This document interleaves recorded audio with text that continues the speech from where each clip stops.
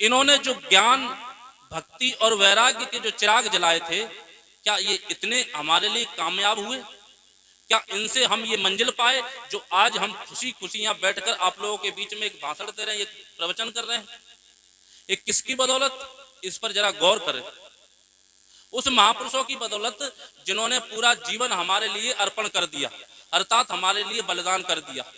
आज हम बड़े बड़े बंगलों में, बड़ी बड़ी कारों में, बड़े बड़े घर बना करके जो रह रहे हैं ना, ये उन्हीं महापुरुषों की देन है जो आज अच्छे कपड़े पहन रहे हैं, अच्छे ढंग से आप जीवन जी रहे हैं। ऐश्वर्य की कमी नहीं है, अब तो कमी है जीवन जीने की। उनकी कृपा से हमारे पास धन बहुत है, मकान है, गाड़ी है, सारी सुख सुविधाएं हैं। सिर्फ अब कमी क्या है कि उन सुख सुविधाओं को पाकर के हमारा मन बौखला गया, हमारा मन पागल हो गया है, हमारी स्थिति गड़बड़ा गई है। इसलिए आज घर में, परिवार में और मोहल्ले में, गांव में टूटन है, अनेकों प्रकार की बेमनस्ताएं हैं, अनेकों प्रकार के दोष हैं, अनेकों प्रकार की लड़ाइयां हैं। जो लड़ाई हम अपने से लड़ रहे हैं, वो लड़ाई अपने आप से ना लड़ करके हम उस आडंबर से लड़ें, उस पाखंड से लड़ें, उस रूढ़वादियों से लड़ें, उन अज्ञानी लोगों से लड़ें जो आज हमारे महापुरुषों पे कीचड़ उछालते हैं, आज हमारे महापुरुषों को गलत ठहराते हैं, आज हमारे महापुरुषों के बलिदान को निरर्थक करते हैं। आप भाई से भाई लड़ करके क्या पालोगे? अगर कोई भाई से भाई लड़ता है तो किसके लिए लड़ता है? छोटी सी जमीन के टुकड़े के लिए, पैसे के लिए, घर के लिए, मकान के लिए, बस। उसमें ना देश का भला है, ना समाज का भला है और ना ही पूरे विश्व का भला है। उसमें सिर्फ आपका छोटा सा स्वार्थ है, छोटी सी आपकी इच्छा है कि इससे ज्यादा मेरे पास हो तो मैं उसको सुकून से जीवन जीऊंगा।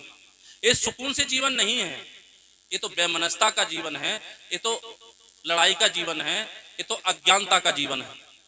हमें असली लड़ाई करनी है अपने बुरे कर्मों से, अपनी बुरी आदतों से, अपनी बुरी जो हमारे जन्मों जन्मों से जो हमारे मस्तिष्क में, हमारे दिमाग में उन मनुवादियों ने जो बैठा दिया है कि आपको इस देवता की पूजा करने से, इस देवी की पूजा करने से, अमुक भगवान की पूजा करने से, अमुक गंगा में स्नान करने की पूजा से या किसी तीर्थ में स्नान करने से आपका ये भला होगा और आपको संपन्नता मिलेगी।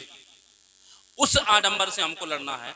आप जरा विचार करें कि किसी नदी में मान लो किसी ने कह दिया कि आप बहुत बड़े पाप किए हैं, आपने जीवन भर पाप किया, और कोई पंडित पुजारी या कोई देवी या मतलब जिसको आती हो या कोई संत ही कह दे मंच से कि आप जाओ गंगा में डुबकी लगाओ और आपके पाप मुक्त हो जाओगे।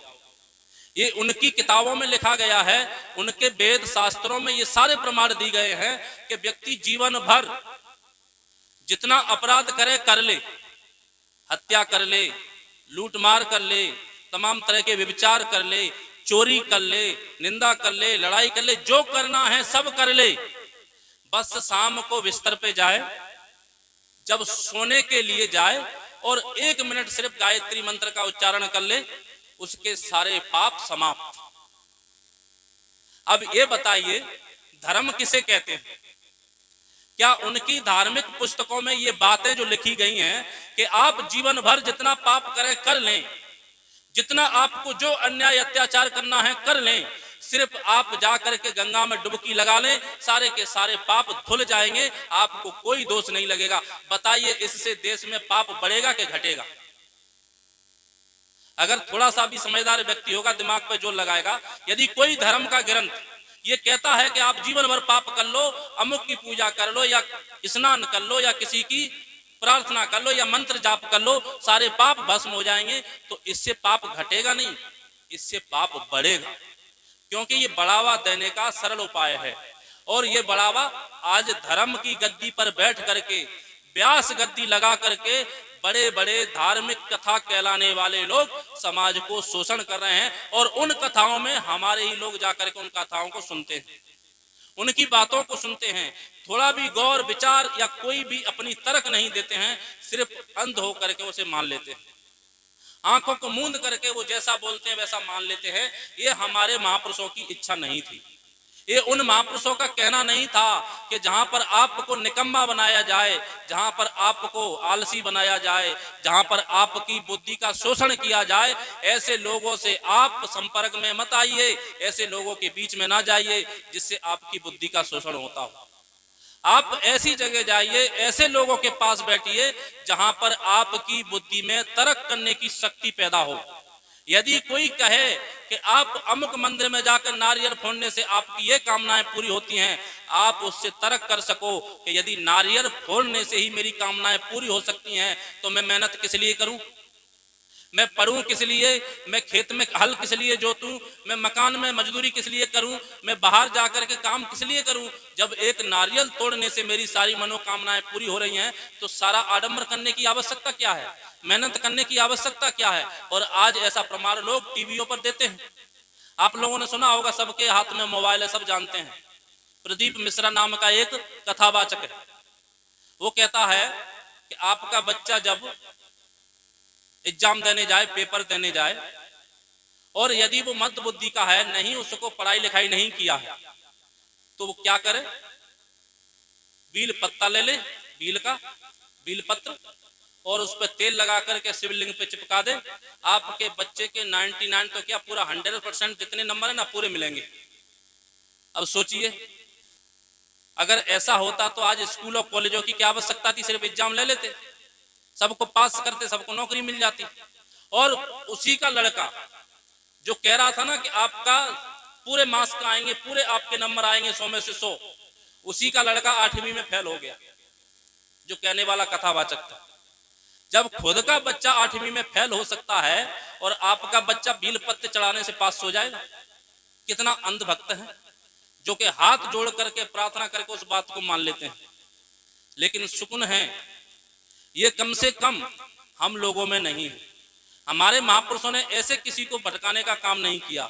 संतों ने कहा, महापुरुषों ने कहा कि आप मेहनत करो, आप कमाई करो, आप धर्म का काम करो, आप जहां मेहनत करोगे वहां सोना उगा सकते हो। जो जो बीज आप बोओगे वो पा सकते हो, जैसा आप कर्म करोगे वैसा पा सकते हो। आप यदि गलत कर्म करोगे तो गलत आपको कर्म मिलेगा, और अच्छा कर्म करोगे तो अच्छा मिलेगा। सदगुरु कबीर ने कहा है, क्या कहा है, कबीर कमाई आपनी निष्फल कभी ना जाए, बोया पेड़ बबूल का आम कहां से खाए। सदगुरु कबीर की कितनी सटीक वाणी है। हमारे महापुरुष भटकाते नहीं है, हमारे महापुरुष कहीं इधर उधर नहीं घुसाते हैं। हमारे महापुरुष जो भी हैं सीधी बात करते हैं, मन की बात करते हैं, जो कि आपके मन में बैठा देते हैं। कबीर की ये वाणी इतनी सटीक है कि बोया पेड़ बबूल का आम कहां से खाए।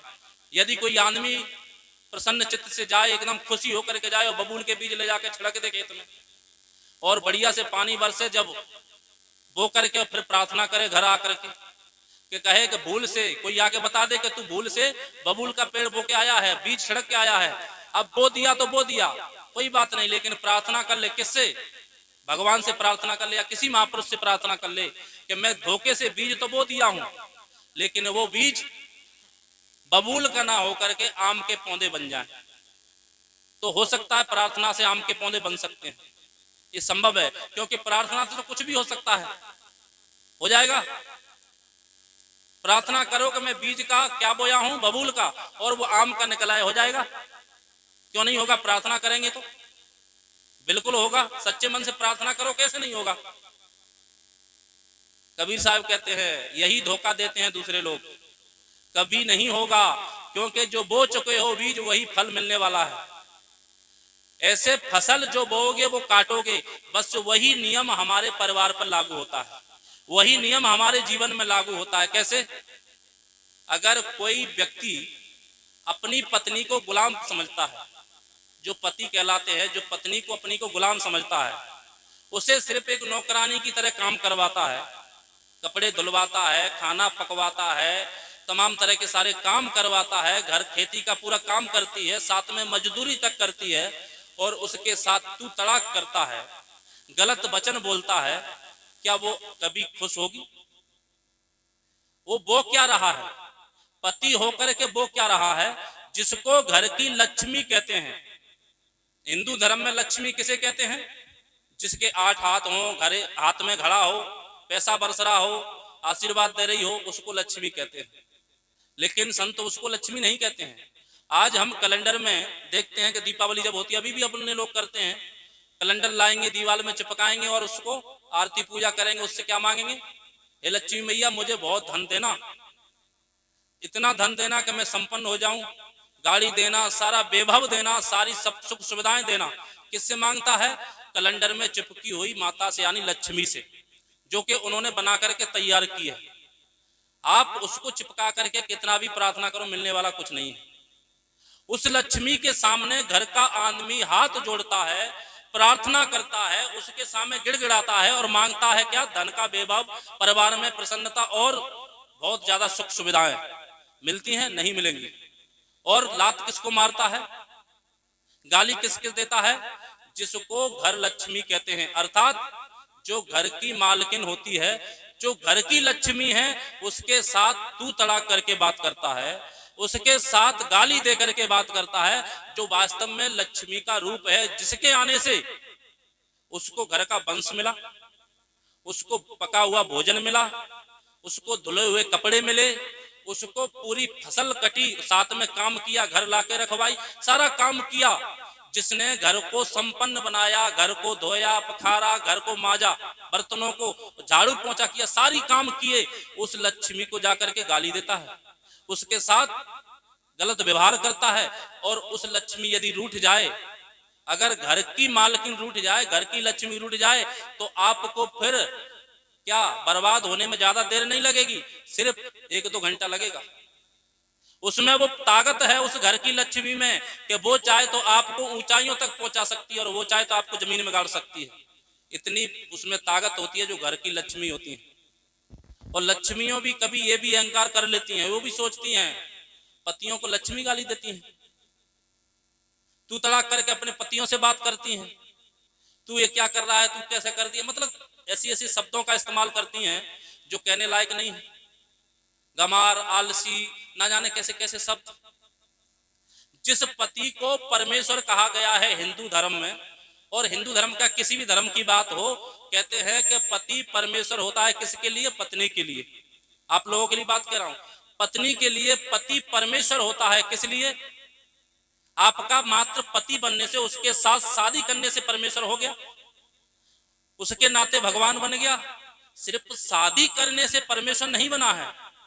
परमेश्वर का अर्थ होता है परम धन की उपलब्धि जो करा दे उसे परमेश्वर कहते, अर्थात परम आवश्यकताएं, परम आवश्यकताएं जो हमारे जीवन की आवश्यकता है, परम आवश्यकताओं को उपलब्ध करा दे उसे परमेश्वर कहते हैं।